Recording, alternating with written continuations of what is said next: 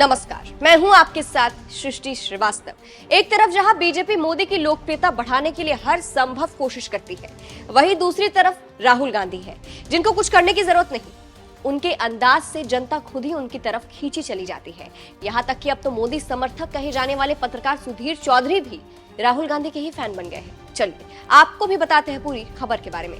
अब देखिए, कांग्रेस सांसद राहुल गांधी ने इन दिनों बीजेपी का जीना मुश्किल कर रखा है। राहुल ऐसे ऐसे मुद्दे उठा रहे हैं कि बीजेपी टेंशन में आ गई है कि आखिर राहुल को जवाब कैसे दिया जाए। इसलिए तो मोदी ने खुद राहुल के साथ चाय पर चर्चा की, जिसकी तस्वीर हर तरफ वायरल हो रही है। इस तस्वीर को लेकर जाने माने पत्रकार सुधीर चौधरी ने भी अपनी एक रिपोर्ट बनाई, जिसमें उन्होंने राहुल की तारीफ की। सुधीर चौधरी ने कहा, जब चुनाव के नतीजे आए थे तब हमने कहा था कि अब इसके बाद आपको पीएम मोदी और राहुल गांधी की बहुत सारी तस्वीरें एक साथ दिखेगी। आगे उन्होंने कहा, जब देश में मजबूत विपक्ष होता है तब ऐसी तस्वीरें आपको देखने को मिलती है। इसीलिए भारत की राजनीति में एक नया मोड़ है, जिसमें राहुल गांधी और मोदी एक फ्रेम में है। अब सुधीर चौधरी की इस रिपोर्ट की चर्चा इसलिए इतनी है क्योंकि सुधीर चौधरी को लोग मोदी समर्थक कहते हैं, लेकिन अब उनके सुर बदलते नजर आ रहे हैं। लोग कह रहे हैं कि सुधीर चौधरी राहुल गांधी के फैन बन गए हैं, इसीलिए विपक्ष की जमकर तारीफ कर रहे हैं, उसे मजबूत बना रहे हैं। सुधीर चौधरी की इस रिपोर्ट पर जनता भी रिएक्ट कर रही है। एक यूजर ने राहुल की तारीफ में लिखा, पासा पलट गया। अब रागा को एक अंशकालिक राजनेता के रूप में ट्रोल करना या निशाना बनाना या उनका मजाक उड़ाना असंभव है। लोग देख सकते हैं कि उनमें फौलादी नसें हैं। वो यहाँ खड़े रहने और हमारे संवैधानिक अधिकारों की रक्षा करने के लिए आए हैं। दूसरे यूजर ने सुधीर चौधरी पर तंज कसते हुए लिखा, भाई ये बदल रहा है वक्त के साथ। तो इससे आप समझ सकते हैं कि कैसे राहुल के अंदाज से अब मोदी समर्थक भी राहुल गांधी के फैन बन गए हैं। जिस तरह से सुधीर चौधरी ने यहाँ विपक्ष की तारीफ की, उसको लेकर लोग यही कह रहे हैं। आप सुधीर चौधरी के इस रिपोर्ट पर क्या कहेंगे, कमेंट करके जरूर बताइएगा। जाते जाते आपको राहुल गांधी का धाकड़ बयान सुनाते हैं, सुनिए। क्षेत्र में एक युवा को, अभिमन्यु को 6 लोगों ने चक्रव्यूह में मारा था। 6 चक्रव्यूह में फंसाकर मारा था।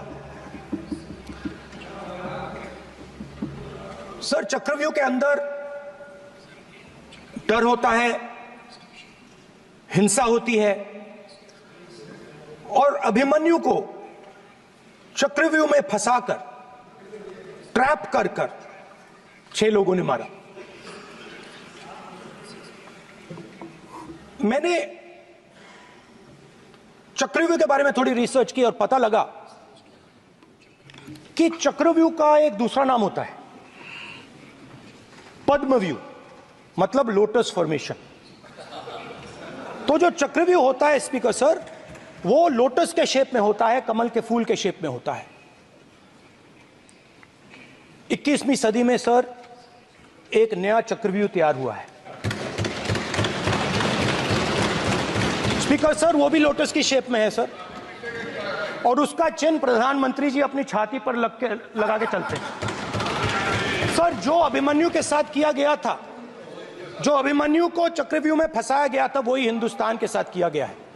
हिंदुस्तान के युवाओं के साथ, हिंदुस्तान के किसानों के साथ, हमारी माताओं बहनों के साथ, स्मॉल बिजनेसेस के साथ, मीडियम साइज बिजनेस के साथ। सर, अभिमन्यु को 6 लोगों ने मारा था।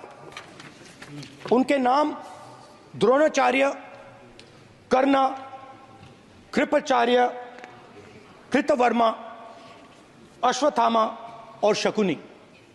सर, आज भी चक्रव्यूह के बीच में 6 लोग हैं। सर, चक्रव्यूह के बिल्कुल सेंटर में, चक्रव्यूह में हजारों लोग होते हैं सर, मगर उसके बिल्कुल सेंटर में 6 लोग कंट्रोल करते हैं। ऐसे उस टाइम 6 लोग कंट्रोल करते थे, वैसे आज भी 6 लोग कंट्रोल कर रहे हैं।